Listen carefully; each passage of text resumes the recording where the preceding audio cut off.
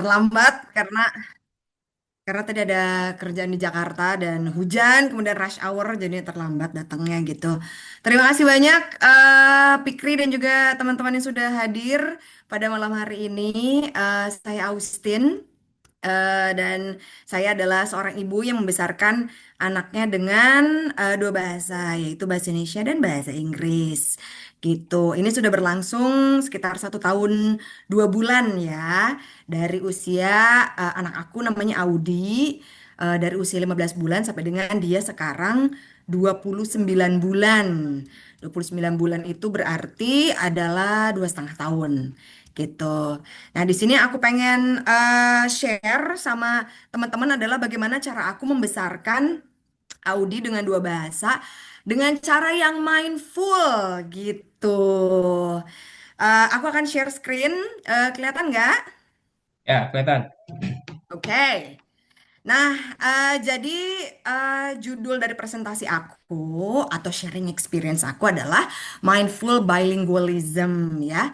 Membesarkan anak bilingual secara mindful. Nah, sebelum aku lanjut nih sama presentasi aku pengen tanya dulu dong sama parents di sini.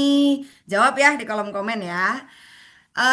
Parents atau teman-teman di sini, mendingan masukin anak kursus bahasa Inggris atau mending kalian nih sebagai orang tua yang ngajarin bahasa Inggris?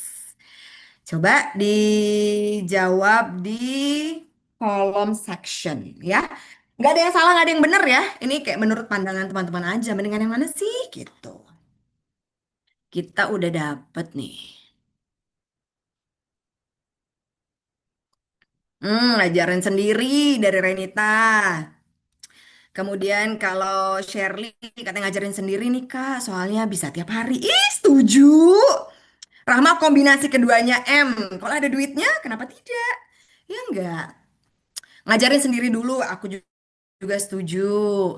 Ngajarin sendiri Kak, soalnya bisa daily practice, betul sama berarti ya sama Shirley. Itu tadi yang ngomong siapa? Fasya ya. Kemudian ada Irma ngajar sendiri biar hemat. Asli, itu salah satu tujuan aku tahu, membesarkan anak sendiri ya. Membesarkan anak sendiri ya lah sendirilah. Membesarkan anak apa namanya dengan dua bahasa sendiri itu biar hemat. Ajar sendiri, pengennya ngajarin sendiri, both kalau memungkinkan semuanya, betul. Ngajarin sendiri aja teh daily speaking karena kebanyakan apa nih? Kalau les grammarnya kebanyakan ya, rada tricky ya kalau milih tempat kursus tuh gitu. Takutnya kebanyakan ngasih teori. Oke, terima kasih banyak teman-teman untuk jawabannya. Sekali lagi tidak ada yang salah, tidak ada yang benar. Itu soal preferensi apa namanya orang tua, keluarga ya nggak sih? Karena juga kan yang namanya keluarga kan beda-beda ya. Ada yang punya waktunya, ada yang enggak, ada yang punya budgetnya, ada yang enggak, ada yang punya skillnya, ada yang enggak gitu. Nah, untuk presentasi aku sekarang, untuk sharing experience aku sekarang, aku akan fokus dengan ngajarin anak bahasa Inggris. Jadi akulah yang mengajarinya, bukan masukin kursus bahasa Inggris. Oke. Nah, konsep aku ya dalam mengajarkan anak atau membesarkan anak dengan dua bahasa secara mindful adalah seperti ini gitu. Jadi ini mindfulnya mindful versi aku ya gitu. Aku nggak tahu sih apakah ada gitu jurnal atau memang istilahnya gitu di apa namanya di pengajaran bahasa Inggris atau pengajaran bahasa yang namanya mindful bilingualism. Aku nggak tahu. Tapi ini adalah versi mindfulnya aku yang membuat aku jadi nyaman, jadi terarah dalam membesarkan Audi dengan dua bahasa. Nah, mindfulnya itu yang pertama adalah dari awal aku sadar bahwa aku ini harus banyak berusaha. Karena aku akan melakukannya sendiri. Sendiri as in aku nggak ke tempat kursus gitu ya. Jadi aku akan sendiri, jadi aku tentunya harus banyak berusaha. Nggak bisa effortless gitu, nggak bisa ngandelin nanti juga anaknya tiba-tiba bisa sendiri dah gitu atau enggak kasih aja YouTube kasih aja buku nanti tiba-tiba bisa. Nah, aku nggak mau mengandalkan itu ya, alhamdulillah kalau ternyata nggak terlalu banyak effort taunya bisa ya, tapi kan kita nggak bisa ngandelin itu gitu. Jadi dari pertama aku bilang aku mau anak aku bisa dua bahasa sedari dini, itu aku tahu bahwa aku akan penuh usaha, harus banyak melakukan usaha gitu. Nah, terus udah kayak gitu, biar aku bisa mindful dalam membesarkan anak dengan dua bahasa adalah aku harus tahu bahwa segala sesuatunya itu terarah, nggak bisa random, nggak bisa seininya aja lah, sejalannya aja, semengalirnya gitu, nggak bisa. Semuanya harus terarah. Apa aja sih yang harus terarah? Sebenarnya kalau di awal cukup dua hal yang terarah. Yang terarah itu yang pertama adalah tujuannya apa sih? Gitu, tujuannya apa sih pengen membesarkan anak dengan dua bahasa sedari dini? Kalau aku pribadi nih ya, kalau aku boleh share tujuan aku adalah aku ingin Audi itu tumbuh dengan dua bahasa, di mana dia merasa nyaman dengan kedua bahasa tersebut. Dia merasa she feels at home in both languages. Dia tidak merasa asing dengan bahasa Inggris gitu. Dia merasa bahwa dua-duanya adalah bahasa yang sudah menyatu dalam dirinya. Makanya aku pengen mengajarkannya sedini mungkin sebelum akhirnya dia sadar dengan yang namanya struktur kalimat, sebelum dia sadar dengan yang namanya padanan kata, sebelum dia sadar bahwa bahasa itu berbeda-beda. Mereka itu punya sistem yang berbeda-beda. Sebelum dia sadar hal tersebut, mendingan aku ajarin dari sekarang deh, dari usia dia 15 bulan gitu. Cukup dua hal itu aja sudah membuat segala sesuatu terarah gitu. Nah, terus udah kayak gitu, aku juga apa namanya mindsetnya adalah aku harus melakukan semuanya penuh dengan kesadaran. Aku harus sadar apa aja sih? Aku harus sadar kekurangan aku apa, kelebihan aku apa. Kekurangan aku adalah aku ini memang ngajar bahasa Inggris, tapi aku tuh ngajarnya ngajar adults. Aku tuh nggak ngajar anak-anak gitu. Jadi aku nggak tahu bahasanya anak-anak yang natural seperti apa, yang simple itu seperti apa. Karena aku juga tidak dibesarkan dengan bahasa Inggris kan. Aku tahu bahasa Inggris itu waktu sekolah gitu dan ya like most of us gitu semuanya teori gitu. Nah, itu salah satu kekurangan aku. Kekurangan aku yang kedua adalah aku nggak hidup di lingkungan yang ngomong bahasa Inggris. Jadi monolingual aja, semuanya ngomong bahasa Indonesia plus bahasa daerah gitu. Jadi nggak ada lingkungan alami untuk aku dan anak aku bisa berinteraksi dalam bahasa Inggris.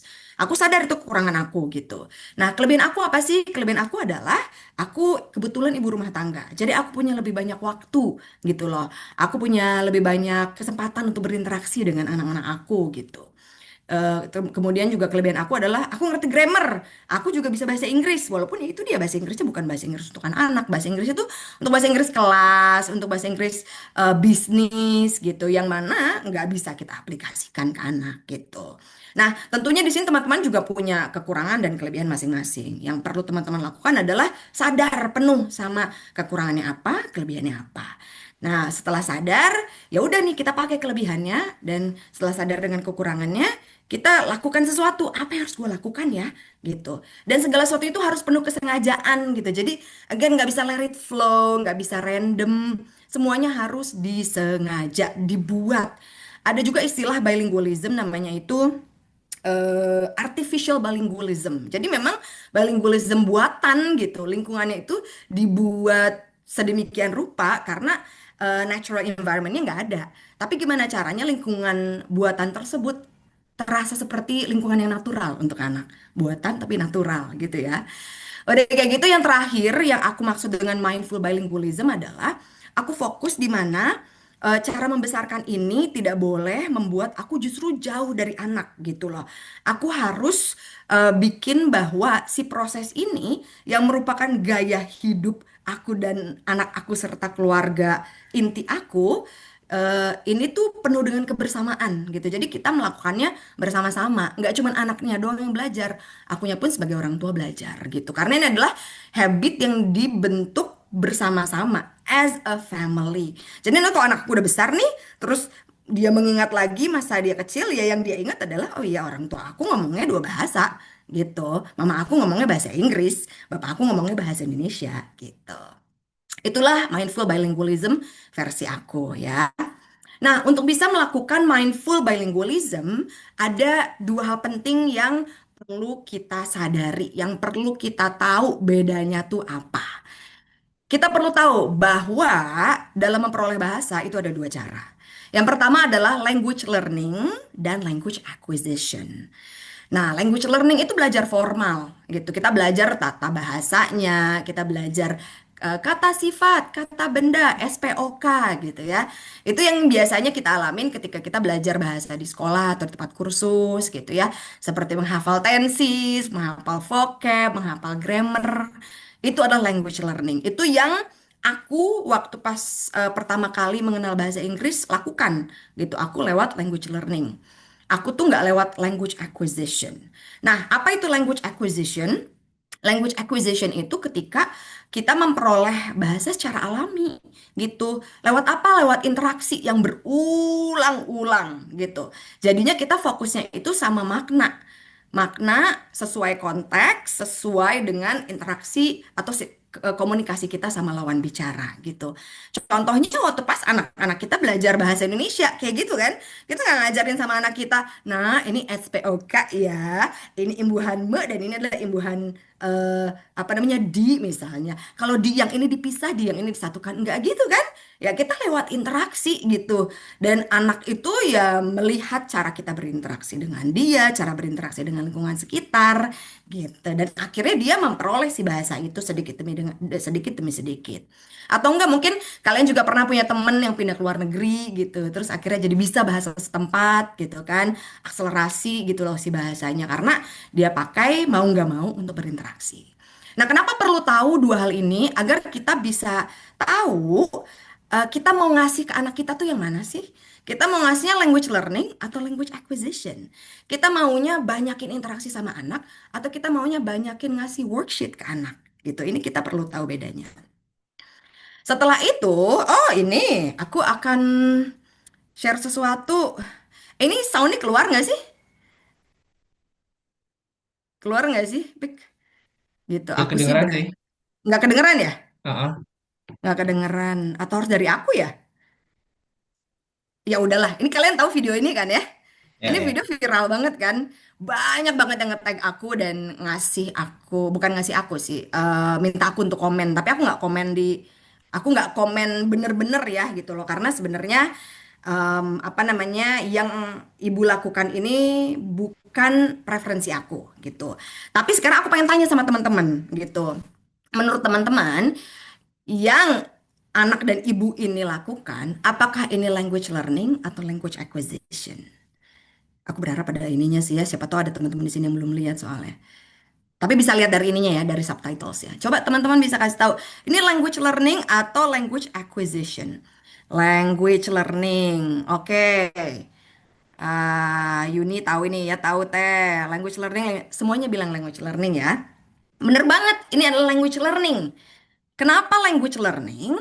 Karena di sini memang interaksinya itu bukan interaksi yang alamiah seperti layaknya ibu dan anak ya, kayak kamu mau sarapan apa nanti mama bikinkan ini telur untuk kau gitu misalnya ya, nggak gitu kan, tapi ibunya ngasih soal anaknya jawab gitu kan. Ketika anaknya lupa verb ing, ibunya ingatkan. Ketika anaknya lupa ngasih apa namanya akhiran S, ibunya ingatkan gitu. Dan anaknya pun kayak, oh banyak garuk-garuk, karena ada sesuatu yang lupa gitu dia gitu. Aduh apa ya bahasa Inggrisnya ini ya gitu. Inilah language learning gitu. Ini bukan language acquisition. Tapi sekali lagi gitu loh, ya setiap keluarga berbeda. Tapi di sini aku mau bilang bahwa bukan ini yang aku lakukan. Yang aku lakukan adalah interaksi aja gitu, kayak interaksi bahasa Indonesia, kayak pakai bahasa Indonesia gitu. Jadi aku nggak ngasih soal ya. Oke, setidaknya teman-teman di sini udah tahu nih perbedaan language learning dan language acquisition. I'm done packing my toys. Ini adalah satu kalimat yang anak aku ucapkan beberapa hari yang lalu gitu. Tiba-tiba ya, dan belum terucapkan lagi. Tiba-tiba dia bilang, Bu, I'm done packing my toys.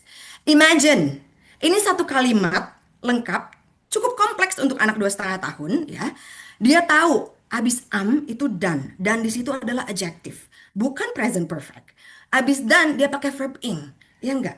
Setelah pakai verb ing, dia lanjutin nih si packingnya itu adalah verb yang butuh objek. Ya enggak, dia pakai my toys. Dia tahu mainannya lebih dari satu. Jadi dia tambahin S, toys. Ini aku nggak ngajarin. Hey, ini adalah verb yang butuh objek ya Audia. Ini lebih dari satu, jadi pakai S ya. Enggak. Tapi dia dapat dari mana ini? Dari aku yang berulang-ulang ngomong sama dia di berbagai konteks, ya nggak sih? di berbagai konteks, di berbagai situasi. Aku pun nggak bilang sama dia, "Oh, I'm done. I'm done. I'm done." Aku nggak bilang gitu. Aku kayak sehari-hari aja kayak kita ngomong bahasa Indonesia. Kebayang gak sih? I'm done packing my toys. I'm done with my work misalnya gitu. Kalau kalau nggak kayak, "Oh ya, we're done here," gitu. Tapi somewhat dia akhirnya bisa pick up the sounds dan put these words together gitu. Dan itu lewat apa? Itu lewat interaksi yang berulang-ulang. Oke, setelah tahu nih perbedaan language learning dan language acquisition, satu hal lagi yang perlu kita semua ingat ketika kita membesarkan anak dengan dua bahasa atau berapapun bahasanya dan ingin membesarkannya itu secara mindful, kita harus tahu bahwa kunci bahasa itu adalah input dan output bahasa. Aku yakin kayaknya ini apa namanya Pikri udah sering banget bahasa ini ya, bahas ini gitu, terutama di Instagramnya, udah banyak banget ya pembahasan input dan output. Aku pun banyak belajar gitu dari Pikri. Nah, input dan output bahasa ini apa sih? Input itu adalah masuk, ya. Nah, input bahasa itu biasanya didapatkan dari listening, dari mendengar, dan juga dari baca. Tapi kalau untuk anak umur berapa, 0 sampai 5 yang belum bisa baca, ya udah berarti listening aja gitu. Listeningnya itu dapat dari mana? Utamanya dari kita sebagai caregiver utama, dari orang tua, bisa juga kalau di situ ada nenek kakek yang ikutan juga jadi caregiver, bisa juga dari neni, ya kan? Atau dari sekolah, atau dari tempat les, atau kalau anaknya udah dikasih screen time berarti dari TV shows, dari buku juga berarti kita bacain kan ya. Atau dari community. Community ini bukan komunitas kayak komunitas motor gitu, bukan. Community ini adalah ya di mana kita berada gitu loh. Bisa jadi keluarga besar, bisa jadi tetangga gitu kan ya, atau teman-teman kita gitu. Nah, eh, mindset aku dalam memberikan input bahasa untuk anak adalah aku harus kasih input yang berkualitas. Berkualitas itu berarti adalah aku coba sebisa mungkin cari inputnya itu adalah yang otentik gitu, yang memang ditulis oleh natives, dan nativesnya nggak sembarang natives ya gitu loh, tapi di situ tulisannya ada editornya kalau itu buku gitu loh. Kalau misalnya kayak apa sih namanya TV, aku pastikan TV-nya juga berkualitas dan sesuai sama usianya gitu loh. Dan si input bahasa ini harus konsisten, selalu ada gitu loh, harus selalu ada. Mungkin kalau memang belum bisa setiap hari, setidaknya selalu ada di jam tersebut atau di waktu tersebut. Misalnya kayak Senin sampai dengan Jumat kerja, ya berarti weekend gitu loh. Atau enggak misalnya seharian nggak bisa, oh berarti malam gitu. Tapi selalu konsisten ada gitu. Sama seperti kalau kayak anak aku nggak diajarin bahasa Arab, tapi diajarin doa kan dalam bahasa Arab gitu loh. Biasanya itu doanya itu adalah apa, sebelum makan, terus mau tidur sama di jalan gitu. Itu berulang-ulang kan selalu sampai sekarang akhirnya dia bisa gitu loh. Bismika amut. Dia bisa gitu bilang itu. Itu karena apa? Karena konsistensi. Oke. Nah, yang kedua ini yang paling susah. Susah banget ini output gitu. Output itu memproduksi bahasa gitu ya. Pasti banyak nih yang sering ngomong, "Aku tuh ngerti gitu loh, tapi aku nggak bisa ngomongnya, aku nggak bisa balesnya." Adalah karena outputnya itu tidak dilatih. Jadi input, input, input, input, input, tapi outputnya nggak dilatih gitu ya. Nah, output itu apa aja? Speaking and writing. Kalau untuk anak yang belum sekolah, yang belum belajar nulis, ya berarti speaking aja. Speakingnya ya mengucapkan kata gitu. Itu adalah outputnya gitu. Gimana caranya kita bisa kasih kesempatan untuk anak kita sebanyak-banyaknya mengucapkan kata gitu loh. Terus juga input review. Input review itu ini istilah aku aja ya. Jadi kan misalnya input kita tuh TV shows atau buku nih gitu. Sama kita di review gitu loh. Kayak contohnya kalau misalnya abis baca buku, terus udah itu ada situasi yang kira-kira relate dengan buku itu, misalnya contohnya kayak Audi sebelum tidur tuh suka pengen ngeliat bulan, suka pengen ngeliat bintang gitu. Kebenaran dia punya buku tentang bintang gitu. Kebetulan kan gitu bisa aku review. Nah, penuh kesengajaan, padahal mungkin sebenarnya aku udah ngantuk banget ya gitu. Aduh, pengen tidur. Tapi ya itu dia, mindful bilingualism adalah melakukan segala sesuatu yang penuh dengan kesengajaan. Oh ya, oke, yuk kita ngeliat dulu yuk, keluar yuk gitu. Ya Bu, ya Bu pengen lihat moon gitu misalnya dia bilang. Ya udah, aku bahas apa yang itu pernah dibaca di buku itu gitu untuk akhirnya jadi obrolan gitu. Misalnya kayak, "Can you see the moon?" "Oh yeah, the moon is not there ya. Au. I think it's because today it rained. That's why we can't see the moon and we can't see the stars too, Au. Remember that stars are very very hot, Au. The sun is a star. Ya mungkin dia juga nggak nanggepin ya karena itu terlalu banyak. Tapi ya nggak apa-apa. Anak itu berhak untuk diem. Pokoknya yang penting kita kasih input aja sebanyak-banyaknya. Nggak usah paksa dia ngomong gitu loh. Selain kita kasih input sebanyak-banyaknya, kita juga harus menciptakan momen output sebanyak-banyak. Udah tuh ya, udah tahu language learning apa, language acquisition apa, input dan output bahasa apa. Terus gimana sih cara memberikan input dan output bahasa yang mindful? Dan ada 4 ya. Yang pertama adalah learning. Loh, katanya nggak learning anaknya, katanya acquisition. Ini learningnya untuk kita say sebagai orang tua ya. Ngana kira anak aja yang belajar, kita juga gitu. Input providernya kitanya yang belajar. Ya, belajarnya tapi dari mana? Dari apa yang anak pelajari. Kan biasanya kalau anak kecil tuh kesukaannya tuh suka rada mirip-mirip ya gitu. Kayak umur sekian suka sama binatang, umur sekian suka sama warna, umur sekian suka sama apa namanya suka ngasih instruksi gitu loh. Nah, mulai dari situ aja gitu, mulai dari apa yang anak pelajari, apa yang anak interest gitu, kita ikut pelajari gitu. Terus kita kasih input apa nih? Misalnya ada input pendukung. Jadi aku tuh termasuk yang ngasih screen time juga. Tapi aku jadikan screen time dan buku itu adalah input pendukung, bukan input utama. Karena input utamanya adalah aku. Karena harus berinteraksi kan gitu. Nah, kalau misalnya buku atau ada TV shows, aku ikut nonton biar aku nanti bisa bahas, bisa review gitu. Kalau misalnya buku juga aku jadinya punya banyak topik obrolan gitu loh sama dia. Dan akunya pun belajar karena, again balik lagi, aku sesadar mungkin tahu kekurangan aku adalah aku nggak tahu bahasa-bahasa natural atau umum yang biasa dipakai oleh anak-anak gitu. Dan aku kan pengen anak aku se-natural mungkin, se-native mungkin gitu dalam pemilihan bahasanya. Jadi mindset aku kalau misalnya untuk belajar adalah kalau aku ragu, kalau aku nggak tahu, aku harus cari tahu gitu ya. Caranya paling mudah adalah pakai chat GPT. Tahu nggak ya? Jadi aku tuh hari ini ketemu, aku kenapa terlambat? Aku ke Jakarta itu ketemu sama tim OpenAI-nya chat GPT gitu loh. Jadi ada 4 creator di situ. Ditanya nih soal penggunaan ChatGPT kita baik itu untuk sehari-hari maupun untuk content creation gitu. Dan surprisingly ternyata memang masih belum banyak yang mengoptimalkan penggunaan ChatGPT. Nah, memang kenapa ChatGPT itu kadang juga mungkin banyak orang malas karena kita harus nulis prompt kan ya, gitu loh. Promptnya apa, hasilnya apa. Semakin detail promptnya, semakin bagus pertanyaan kita, semakin bagus juga hasilnya gitu.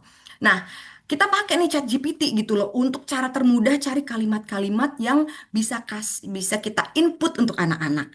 Jadi nggak cuman kalian aja kayak yang, aku kan belum bagus bahasa Inggrisnya. Aku juga suka banyak bingungnya.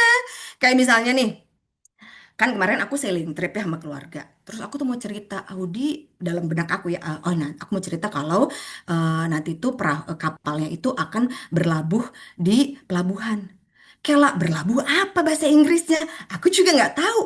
Apakah aku akan pakai kata park? Saat itu aku bilang aja park ya. So the ship will park in the.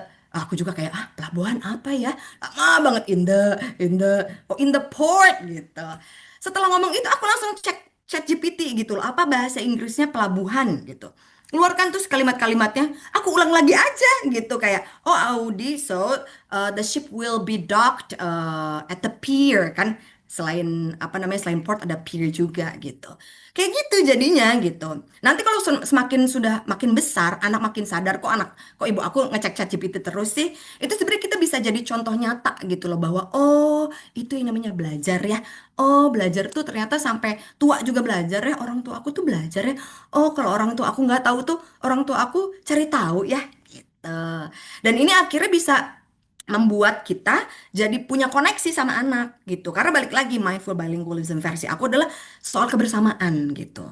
Dan kebersamaan itu diciptakan kalau kita memang sebagai orang tua harus mau menyengajakan berinteraksi gitu loh. Aku tahu yang namanya working mom itu sibuk. Aku bukan working mom sekarang gitu, tapi aku ngelihat teman-teman aku memang sibuk banget gitu. But again, we still have to make the time kan. Dan bukan soal banyaknya waktu yang kita habiskan dengan anak, tapi seberapa berkualitas sih gitu loh. Seberapa konsisten sih gitu. Jadi memang kita harus sengajain berinteraksi sama anak dengan bahasa Inggris. Untuk apa? Untuk bisa membangun koneksi gitu. Jadi belajar itu sambil membangun koneksi. Dengan membangun koneksi, kemudian juga dengan kita sama-sama belajar, kita jadi lebih mudah berempati gitu. Anak tuh kesulitannya apa ya gitu. Kalau dia susah ini, kalau misalnya aku aja susah, apalagi dia gitu kan. Terus juga dengan anak sadar bahwa orang tuanya bisa berempati, dia itu jadi punya rasa aman. Kalau anak punya rasa aman, lama-kelamaan anak juga akan cas cis cus, dijamin. Sama seperti bahasa Indonesia, ya enggak? Jadi mindset aku adalah ya ketika aku lagi aduh males banget main sama Audi capek ingin tiduran screen time ibu juga ingin screen time gitu ya. Jadi aku mindsetnya adalah pokoknya membesarkan Audi dengan dua bahasa itu bukan hanya agar Audi bahasa Inggrisnya lebih baik, bukan hanya nanti dia masa depannya lebih baik, tapi gimana caranya proses ini membuat aku dan Audi dan keluarga ya itu jadi semakin dekat. Gitu. Oke, nah yang kedua adalah modeling. Modeling itu memberikan contoh ya. Ada banyak, aku jawabnya singkat-singkat aja. Nah, sebelum aku kasih tahu nih modelingnya itu ngapain aja. Pertama, di sini teman-teman harus tentukan sistem membesarkan anak dengan dua bahasanya gitu loh. Sistemnya itu yang paling populer adalah one parent one language sama time and place. Aku pakai one parent one language di mana aku full bahasa Inggris sama Audi, nggak dicampur-campur sama sekali ya gitu. Tapi kalau ada orang yang join di conversation kita, aku akan switch ke bahasa Indonesia. Karena aku juga masih pengen jadi input provider bahasa Indonesianya gitu. Walaupun makin ke sini, ya aku kadang juga walaupun ada orang, aku tetap pakai bahasa Inggris. Asalkan aku memang hanya ngomong directly to Audi aja gitu. Kalau menurut kalian itu terlalu intens gitu ya, terlalu sulit, terlalu apa komitmennya terlalu tinggi, cobain time and place. Ini adalah sistem yang aku pakai di awal-awal aku membesarkan Audi dengan dua bahasa gitu. Jadi pakai bahasa Inggrisnya itu di waktu dan tempat tertentu aja. Pilih yang paling mudah, pilih yang paling bisa konsisten. Misalnya kayak lagi mandi gitu kan. Aku awalnya dari mandiin Audi tuh gitu. Kemudian atau enggak misalnya baca buku bareng sebelum tidur atau enggak waktu pas lagi nyuapin, apapun deh gitu yang menurut kalian kayaknya ah ini paling gampang nih gitu. Setelah tahu nih sistemnya apa kan jadi tahu nih perannya bapak apa, ibu apa, neni apa, keluarga besar apa gitu ya enggak sih? Nah, setelah tahu siapa yang akan jadi main input providernya, si main input provider itu berarti harus sering-sering melakukan self talk dan parallel talk. Self talk itu apa? Ya ngomong sendiri aja gitu, kayak thinking out loud lah ya. Kalau misalnya contoh kayak, oh ya, I'm done with my work, I'm gonna shut down my laptop. Itu di hadapan dia ya, karena dia mungkin udah nungguin gua gitu. I'm gonna shut down my laptop, I'm gonna put it in my bag, and then I'm all yours, Audi. Gitu. Itu self talk ya. Nah, kalau parallel talk ini adalah kayak Audi lagi ngapain sama aku dideskripsikan gitu loh. Kayak, oh, so you're building a castle. And then this is the bedroom. Do I sleep here? Oh, that's not what I sleep. Okay. So this is where I sleep. Oh, that's not what I sleep. Is this where I sleep? Ah, that's where I sleep. Okay. What about daddy? Where does daddy sleep? Kayak gitu. Itu parallel talk. Walaupun ujungnya jadi self talk juga gitu. Jadi ngomong sendiri juga karena ya anak belum bisa nanggepin gitu kan. Anak juga belum bisa tektokan gitu. Tapi nggak apa-apa. Sekali lagi jangan paksa anak untuk bicara gitu. Kalau dia merasa aman dan apa namanya yang kita omongin yaitu repetisi dan konsistensi, nanti anak pasti akan keluar sendiri gitu, akan ngomong sendiri. Udah kayak gitu harus kontekstual gitu kayak yang tadi aku sampaikan. Kontekstual itu berarti lewat interaksi gitu. Enggak. Misalnya nih kayak ada sumpit, aku tahu nih kayaknya Audi penasaran sama sumpit gitu loh. Aku nggak bilang kayak Audi, chopsticks, chopsticks, chopsticks, say it. Aku nggak gitu. Pakai konteks. Kan kalau chopsticks itu nggak ada konteksnya kan gitu loh. Aku bilang kayak, do you think you need chopsticks? Yeah, you can use chopsticks for noodles, you know. Do you want me to help you? Gitu, misalnya kayak. Terus udah gitu, balik lagi ke self-talk. Oh, I remember. First time I used chopsticks, it was so tricky. But now I'm good at it. Oh, ya bisa jadi dia juga diem gitu. Dia cuman kayak merhatiin aja gitu. Tapi udah biarin aja. Biarin ya. Pokoknya tugas kita ini mindsetnya ketika kita modeling adalah tugas aku adalah kasih input yang banyak dan dalam memberikan inputnya aku bikin dia merasa aman gitu loh ya dan bukan maksain dia untuk bicara. Dan kalau misalnya dia sampai ngomong terus salah, jangan dibenerin. Kenapa? Karena bayangin deh dari proses dia mendengarkan, kemudian dia berusaha, dia akhirnya ngomong, itu adalah proses yang panjang. Sekalinya ngomong disalahin, itu kan dia kayak bingung kan, dan dia kayak bisa jadi ya aku nggak tahu ya cara cara mengkoreksinya gimana. Tapi sebaiknya justru bukan dikoreksi gitu, tapi justru di expand gitu si conversationnya.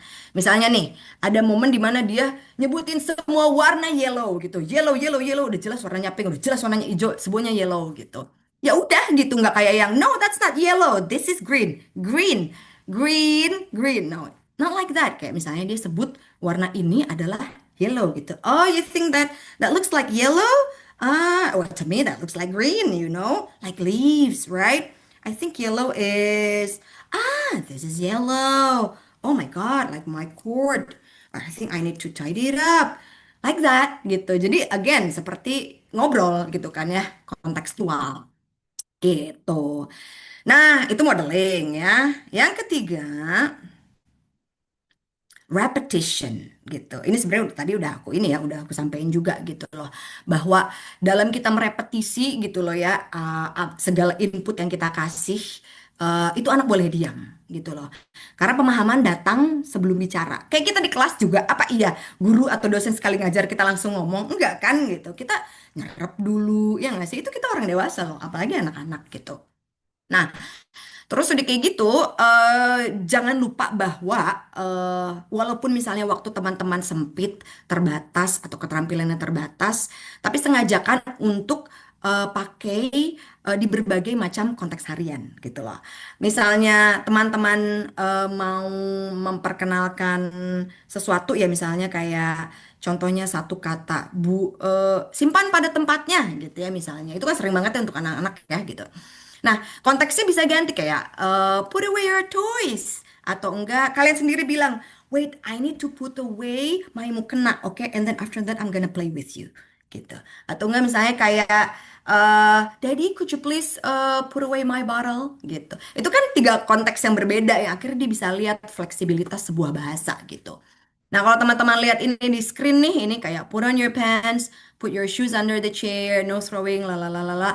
Ini adalah kalimat-kalimat yang sering banget aku ucapin ke Audi gitu loh. Put on sama put your shoes aja artinya udah beda kan. Tapi dia paham kok karena apa? Karena repetisi gitu loh.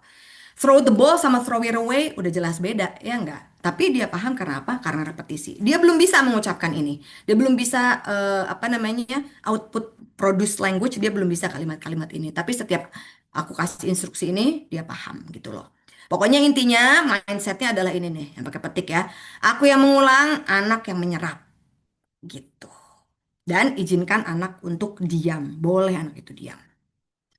Yang terakhir, progress report alias rapot, udah kayak sekolah kan. Tapi yang namanya membesarkan anak itu kan, ya itu dia gitu, harus terarah gitu loh. Membesarkan anak in general aja kan harus terarah gitu loh. Apalagi ini membesarkan dengan cara yang mungkin tidak begitu umum gitu loh. Dan mungkin juga bukan cara yang orang tua kita besarkan gitu. Kita tidak dibesarkan secara itu. Nah, biar segala sesuatu yang terarah gitu ya, eh kalau aku pribadi aku pakai progress report gitu.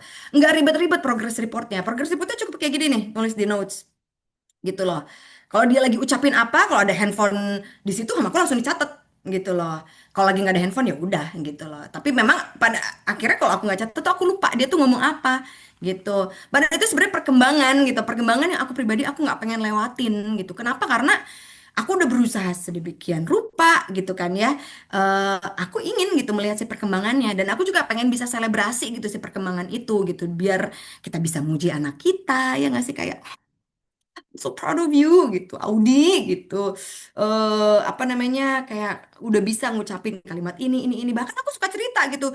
Saya tuh nggak tadi Audi ngomong gini gini gini. Atau nggak ke temen, tahu nggak sih Audi ngomong gini gini. Bangga banget tahu gitu. Ya karena memang gimana dong kan udah usaha banget gitu boleh dong bangga sama kayak kita bangga gitu ih anak gue udah bisa nyuruh-nyuruh loh gitu anak gue mah sekarang udah bisa ngomongin ini loh ngomongin itu kalau bahasa Indonesia sama lah dengan bahasa Inggris tapi karena bahasa Inggris ini adalah bukan bahasa yang lingkungan sekitar kita pakai jadi mungkin lebih mudah lupanya dan biar tidak terlewatkan dicatat. Terus dengan catatan ini juga aku bisa jadi lebih pede gitu melangkah dengan pasti bahwa yang aku lakukan ini benar gitu kan karena aku melihat si perkembangannya. Habis itu kalau memang ternyata ada masalah, so far tidak ada masalah, aku bisa mendeteksi si masalahnya lebih dini gitu. Dan intinya aku ingin membesarkan Audi dengan dua bahasa ini secara terarah gitu. Biar nantinya juga aku bisa tahu nih, oh perencanaan untuk progresnya berikutnya apa ya gitu. Kalau misalnya dari catatan ini kayaknya aku ngelihat Audi udah butuh komunitas yang isinya anak-anak yang ngomong bahasa Inggris juga misalnya. Oh mungkin aku butuh kursus. Oh aku mungkin bisa sekolahin dia sekolah internasional. Amin. Gitu ya misalnya gitu loh. Jadi intinya progress report ini diperlukan, aku sarankan untuk teman-teman, nggak perlu ribet-ribet, dicatat aja yang penting gitu. Dia ngomong apa, catat. Gitu. Terus apa lagi ya? Habis progress report, udah. Thank you loh teman-teman. Sudah mendengarkan aku ngacoblak. Gitu, tentang bagaimana aku membesarkan Audi dengan dua bahasa secara mindful. Oke, hatur nuhun pisan teh sudah Sami-sami. menyampaikan pengalamannya luar biasa. Saya terkesan sama gaya ngobrol teteh, menyenangkan sekali. Terima kasih loh. Oke, baik teman-teman. Eh, Sekarang kita masuk ke sesi tanya jawab ya. Saya batasi dulu untuk 2 orang. Jadi silakan teman-teman untuk mengetik atau langsung aja raise your hand bagi yang ingin bertanya gitu ya. Tuh teh bener teh. Responnya tuh seru sekali teh katanya. Ya Aduh, ampun hatur nggak nuhun. kerasa. Siapa itu tadi teh Oh ngomongnya? ya tuh ada Tasya, Septi nih. terima kasih. Oke, ada Septi sama Risa dulu. Yang pertama Septi, yang kedua Risa. Silakan Septi di ditanyakan. Oke, terima kasih. Terima kasih Kak Austin meskipun terlambat tadi gabungnya. Dan maaf ini kalau misalnya pertanyaannya sebenarnya udah dijelasin karena terlambatnya itu banget. So, pertanyaannya adalah mumpung anak aku ini masih umur 2 bulan ya, Kak Austin. So, um, prepare-nya harus seperti apa sih? Kayak bikin kurikulum lah gitu ya. Kudu gimana? Dan juga suamiku itu kan bukan yang bisa berbahasa asing ya Kak Austin. Jadi kalau misalnya kayak tadi Kak Austin nyontohin misalnya tolong dong taruhin botol aku misalnya in English. Kan ngerti tuh ya suaminya Kak Austin ngerti. Nah kalau suami aku belum tentu ngerti. Nah khawatirin nanti jadi kayak ada potek gitu loh. Kok aduh, suamiku nggak ngerti nanti. Nanti khawatirnya nggak nyambung gitu di situ. Nah itu aja sih Kak Austin. Thank you. Oke, terima kasih banyak Septi untuk pertanyaan. Ini aku jawab dulu aja, Jawab, Vika atau gimana? jawab dulu aja teh. Bisi Ya, lupa. Hmm. oh oke. Oke, jadi usianya masih sangat muda ya, 2 bulan ya. Berarti baru lahiran ya 2 bulan yang lalu ya. Septi, selamat untuk anaknya, kelahiran anaknya. Oke, jadi apa yang harus dipersiapkan? Sebenarnya kalau aku pribadi adalah baca-baca gitu. Sebenarnya yang Septi lakukan dengan ikutan webinar ini gitu. Aku yakin Septi sebelumnya berarti juga udah banyak-banyak cari tahu ya gitu loh. Itu sebenarnya sudah cukup gitu. Yang perlu Septi lakukan adalah sekarang tentukan aja kira-kira mana yang paling doable untuk Septi sekarang gitu. Sistemnya mau OPPO atau mau time and place gitu loh. Kalau OPPO berarti siapa yang jadi input providernya, eh apa namanya? Ya siapa yang jadi input providernya gitu. Kalau time and place waktunya kira-kira kapan gitu. Tapi kalau dari cerita Septi tadi itu berarti bisa jadi Septi yang akan jadi input providernya ya kan, English input providernya. Tapi kalau misalnya kayak, aduh kayaknya tapi kalau full aku belum yakin teh gitu. Karena aku juga waktu itu gitu. Aku kayaknya nggak mau langsung. Aku nanti merasa kayak ada jarak nggak ya?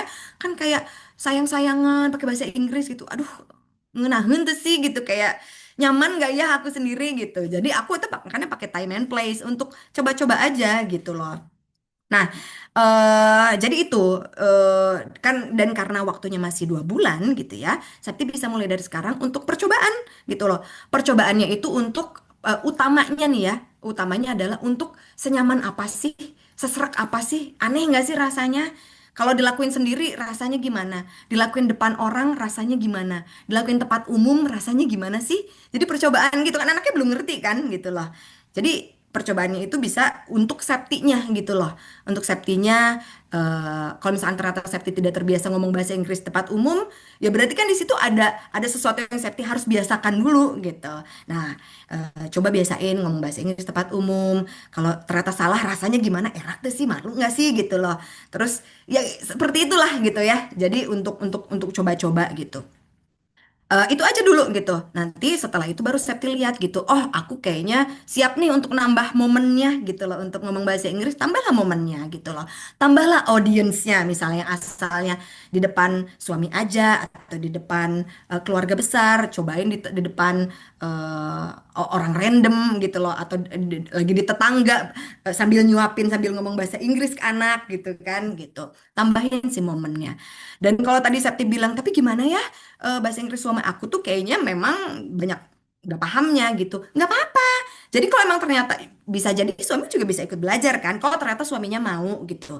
Kalau misalnya suaminya menunjukkan ketidaknyamanan dan setelah dikasih penjelasan baik, maksudnya kayak sebenarnya bagus loh biar biar kamu juga belajar misalnya gitu. Tapi dianya nggak mau.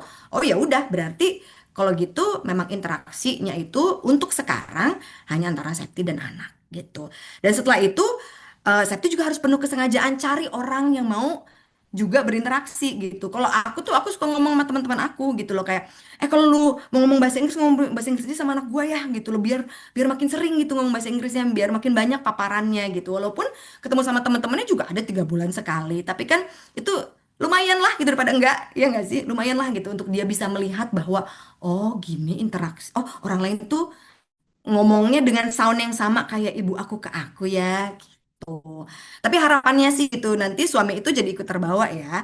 Karena suami aku juga sebenarnya bahasa Inggris itu bahasa Inggris pekerjaan dia aja. Kalau aku udah ngomong panjang ya tentang feeling aku gitu yang deep, dia juga banyak kayak bentar-bentar gimana gimana gitu. Seperti itu. Itu cukup menjawab nggak Septi? Mudah-mudahan ya. Oke, Oke, thank you Teh untuk jawabannya. sama-sama. Mudah-mudahan terjawab ya dan bisa tambah meyakinkan Sakti untuk mulai bilingual journey-nya. Cus, sekarang mumpung masih 2 bulan. Cus, cus, cus. Ya Mm-mm. betul.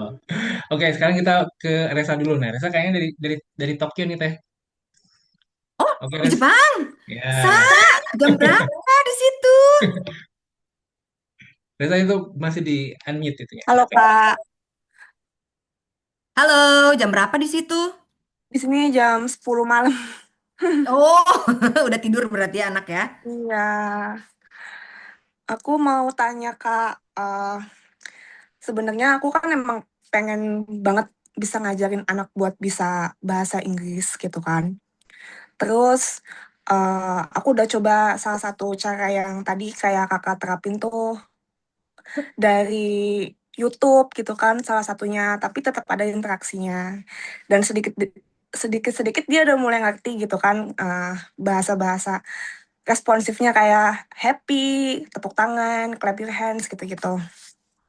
Tapi sejauh yang aku praktekin sebagai orang tua yang ingin punya anak yang bisa bilingual itu, di mana sih dan kapan penempatan bahasa Indonesia dan bahasa Inggris supaya anak aku tuh nggak cuman bisa bahasa Inggris tapi dia juga nggak lupa sama bahasa ibunya karena kan kita juga harus komunikasi sama keluarga di Indonesia sama sama teman-teman di Indonesia dan eh, orang-orang yang di Indonesia kan mungkin punya keterbatasan bahasa dan aku nggak pengen apa ngelarang anak aku supaya harus fokus bahasa Inggris doang gitu. Jadi dia terbatas gitu komunikasinya. Nah, itu aku pengen tanya gimana penempatan bahasa Indonesia dan bahasa Inggris yang pas buat anak aku. Kebetulan dia baru 1 tahun sih.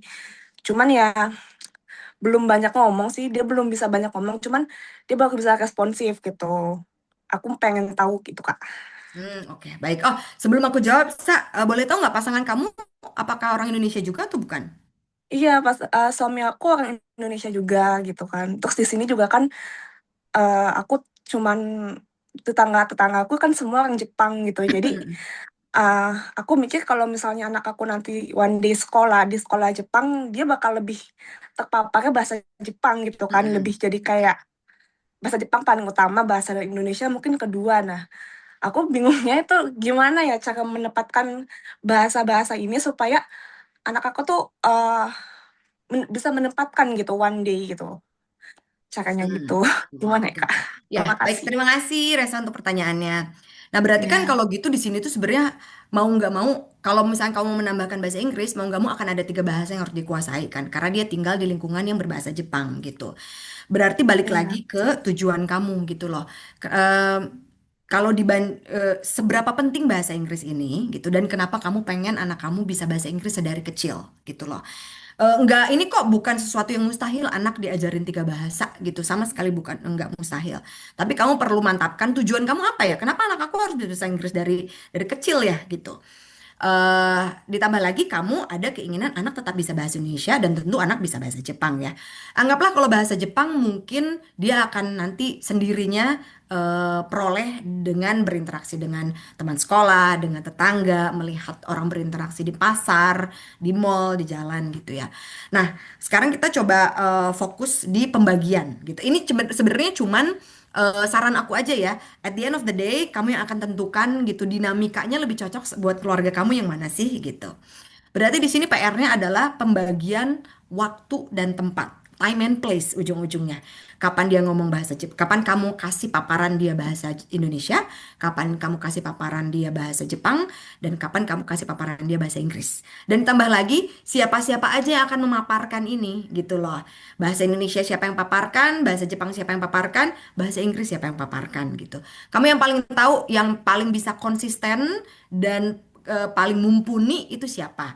Anggaplah ini aku cuman ini aja ya, cuman cuman ngira-ngira ya.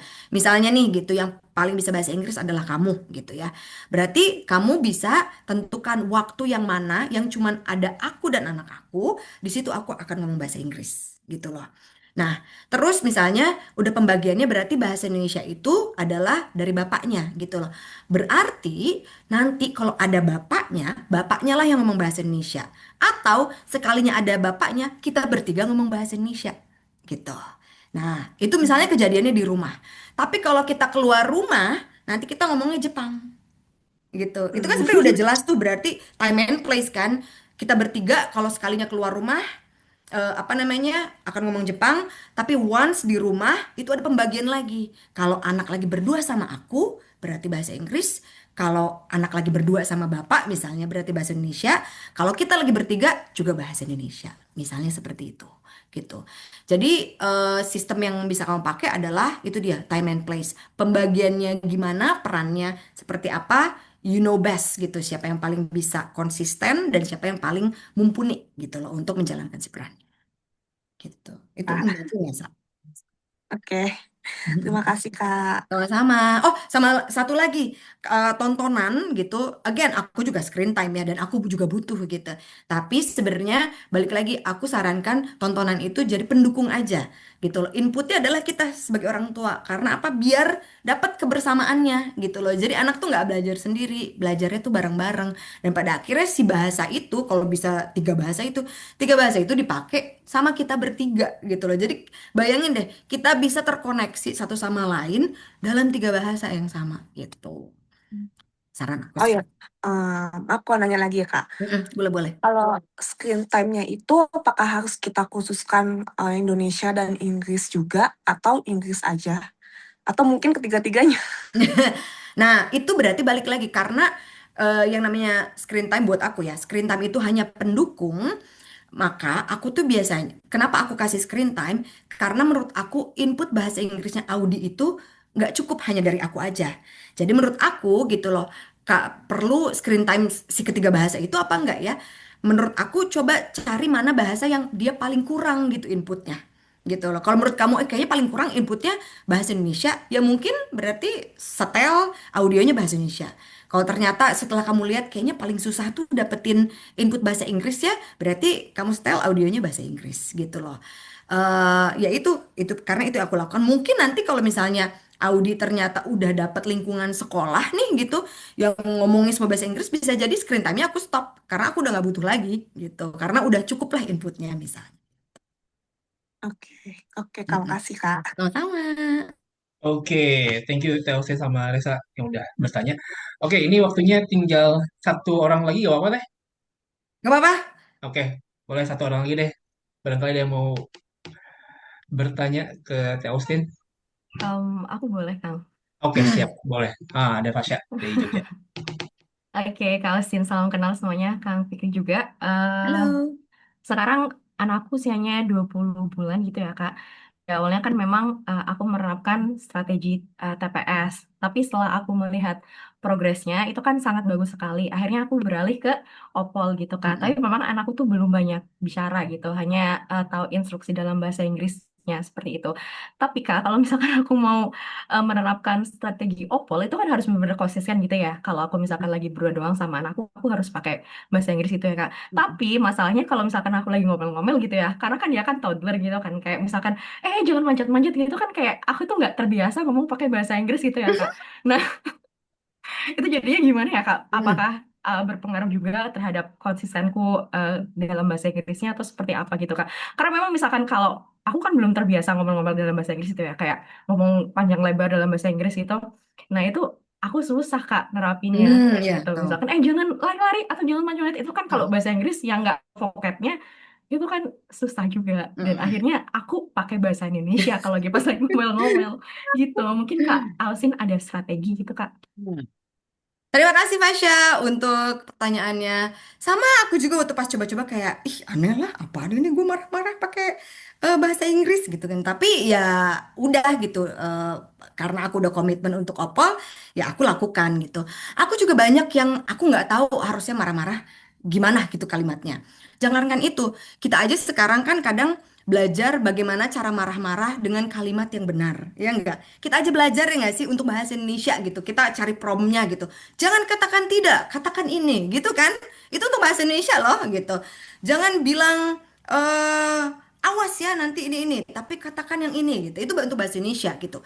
Nah, untuk bahasa Indonesia aja kita harus penuh kesengajaan mempelajari kalimatnya, gitu. Apalagi untuk bahasa Inggris, gitu. Jadi yang aku lakukan di waktu senggang aku cari aja gitu. Again, ChatGPT ya, gitu. Aku cari eh bagaimana caranya untuk kasih tahu agar anak yang suka berlari-lari agar berhati-hati dan tidak jatuh gitu. Seret nanti kan ada dapat tuh. Oh, ini kalimatnya. Ya, di ini aja di apa namanya di latihan dulu gitu loh. Pilihnya satu atau dua. Abis itu latihan aja dulu gitu. Nanti ketika kejadian, Pak, insya Allah inget ya. Insya Allah inget gitu loh. Karena kan itu kan si kejadian marah-marah, ngingetin, itu adalah hal yang terjadi setiap hari kan. Jadi aku yakin pasti kamu inget dan kamu selalu punya kesempatannya gitu loh. Kalau kamu menyengajakan gitu.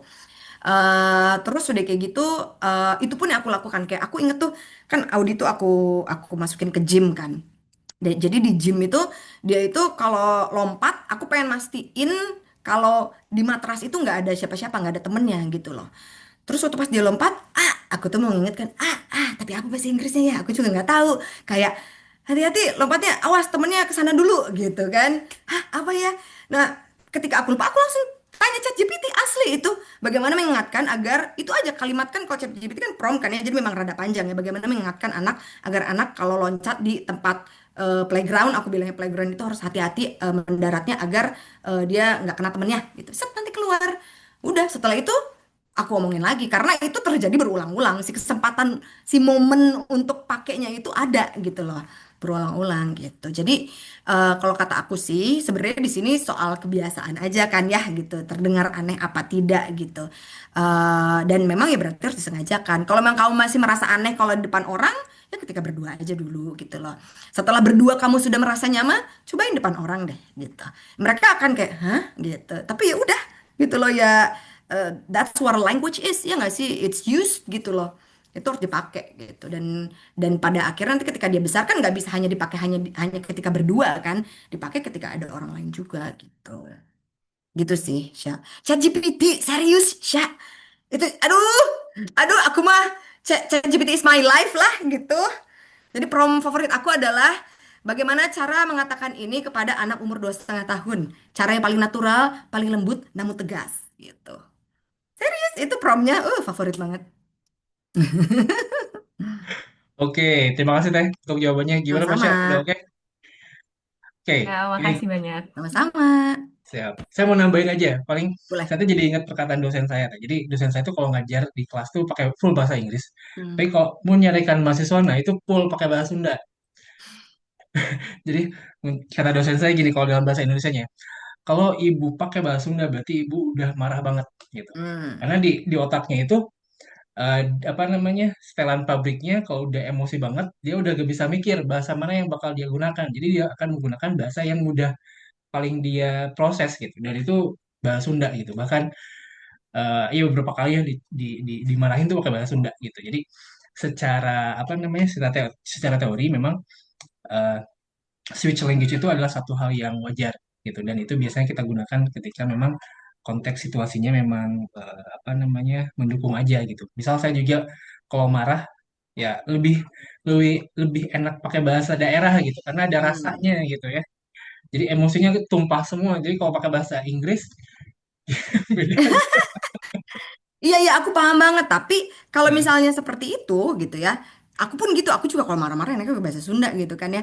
Tapi kan aku pengen anak aku tuh mampu untuk menggunakan bahasa Inggris itu di berbagai situasi. Bahasa Inggris tuh menyatu dengan dirinya. Nanti dia yang menentukan enaknya bahasa Inggris dipakai untuk situasi apa, bahasa Inggris dipakai untuk situasi apa gitu. Berarti kalau memang ternyata udah siap untuk pakai opol, kita juga harus siap untuk bisa membiasakan atau ya akhirnya mengganti kebiasaan kita gitu yang biasanya kalau marah-marah itu pakai bahasa Indonesia atau pakai bahasa daerah gitu ya. Untuk anak kita ya mau nggak mau sama kita harus dibiasakan gitu. Walaupun at the end of the day kalau kamu merasa tetap aku kayaknya kurang cocok gitu, ya udah kamu bisa pakai exception. Oke deh kalau aku marah-marah semuanya aku pakai bahasa Inggris, tapi kalau aku marah-marah ya udah aku pakai bahasa Indonesia atau bahasa Sunda gitu. Se apa namanya, se seenaknya, sepasnya kamu aja. Kalau kata aku, cuman kalau kamu mau anak bisa merasa sebagai di rumah gitu, menyatu gitu si bahasa Inggris itu dengan dia, ya memang untuk bagian membicarakan emosi, membicarakan feeling gitu, itu harus bisa pakai bahasa Inggris gitu. oke, sip. Terima kasih Teh Ausin untuk tambahannya ya. Sama-sama. Oke, baik teman-teman. Alhamdulillah apa rangkaian dari awal sampai akhir sudah selesai. Terima kasih untuk Teh Austin atas pemaparannya, pengalamannya juga ya, ceritanya seru Sama. banget ya. Saya yakin teman-teman di sini juga betah banget gitu ya mendengarkan apa namanya, pemaparan Teh Austin ya. Seru. Semoga kita Amin. bisa Makasih. bisa ketemu lagi ya Teh ya. Nah, betah banget tuh Teh. Amin. Ada yang ngasih testimoni betah banget, seru. Ih, terima kasih loh Namira. Oh, ini Deci juga nih. Sama teh belajar dari ChatGPT. Kok tuh kan? Ih, gratis tahu. Iya, gitu. Laili juga bilang seru. Alhamdulillah, terima kasih. Gitu. Oh, kalau Wah, Sherly bilang sama banget kayak enak-enak pakai English tiba-tiba berubah pas ngomel. Tuh, ternyata Syah ada yang ngalamin hal yang sama. Thank you, Tausin. That's great presentation. Thank you, Wisnu. Thank you, Evelyn. oke, baik teman-teman, terima kasih. Nah, sekarang sebelum ditutup, saya ada closing statement dulu ya. Jadi sekalian review aja mungkin ya. Closing statementnya adalah, jadi yang saya tangkap dari pemaparan Teosin dari awal sampai akhir ya, ada dua sih yang saya apa tulis itu. Yang pertama ya, ketika kita memutuskan untuk membesarkan anak bilingual, yang pertama harus kita sadari adalah kita harus membesarkan dengan penuh kesadaran dan penuh kesengajaan. Karena dengan kedua hal ini gitu ya, itu akan membantu kita dalam mengarahkan tujuan apa, mengarahkan dan menentukan tujuan, dan juga membentuk tadi ya kalau kata Tete itu eh, apa, feels at home gitu. Jadi anak merasa nyaman, aman gitu ya, berasa dengan bahasa asing yang kita kenalkan gitu. Baik teman-teman, itu saja. Nah, sebelum ditutup nih, sebelum pada bubar semua, saya minta mohon izin, kita akan foto dulu ya. Jadi Yuk, yuk, yuk, teman-teman yuk. yang berkenan untuk apa namanya, eh, apa, menghidupkan kameranya, silahkan dihidupkan. Nanti kita akan foto bersama, ini jadi kenang-kenangan. Wah, ini ada bapak-bapak juga teh. BW Oh di gitu? luar Jogja. Apa nih? Oh, Pak Didi. Halo, Pak Didi. Sami-sami. Oke, Makasih juga Yuni. saya oke, saya hitung ya. Eh, Hitung mundur ya dari tiga ya. Satu, dua, tiga, senyum. Tahan. Oke, bentar. Salah, satu, dua, tiga, tahan. Oke. Ini di page keduanya teh, halaman kedua. Oke. Satu, dua, tiga. Oke, tahan. Sip, oke. Terima kasih teman-teman semua yang sudah berkenan hadir. Terima kasih juga Teh Alvin untuk pemaparannya. Mudah-mudahan apa yang Teteh sampaikan, apa yang Teteh bagikan bisa apa namanya, menebalkan, menguatkan ya keyakinan kita semua untuk membesarkan anak bilingual sejak dini, dan juga mudah-mudahan apa yang Teteh sampaikan bisa menjadi amal baik, amal soleh juga ya, dan bisa Amin. memperlebar ya eh, manfaat yang Teteh rasakan di rumah gitu ya. Iya, betul, betul, betul. Eh, Amin ya Rabbal Alamin. Ya Allah. Amin Thank ya. you for having me. Ya, sehat-sehat juga Teh. Teman-teman juga sama ya, mudah-mudahan apa yang Teh Austin paparkan juga jadi ilmu yang bermanfaat, jadi semakin yakin gitu ya. Dan mudah-mudahan semua diberikan kelancaran kesehatan ya. Itu saja, mohon maaf jika dari saya gitu dan mau Teh Austin juga mungkin kalau ada kekurangan dan kesalahan. Dan mudah-mudahan kita bisa ketemu lagi di webinar berikutnya. Oke, saya akan kasih bocoran untuk webinar berikutnya. Kebetulan saya ada kenalan psikolog. Nah, beliau akan membahas konsep bilingualism dari sisi psikologis, terutama tentang speech delay, gitu ya. Jadi teman-teman kalau mau stay di grup silahkan, atau kalau mau pamit juga nggak apa-apa, gitu ya. Jadi selamat ketemu di webinar berikutnya. Terima kasih Teh Austin. Sama-sama. Ya, kita tutup. Assalamualaikum warahmatullahi wabarakatuh. Dadah semuanya. Waalaikumsalam warahmatullahi wabarakatuh. Dadah, selamat Ya. malam.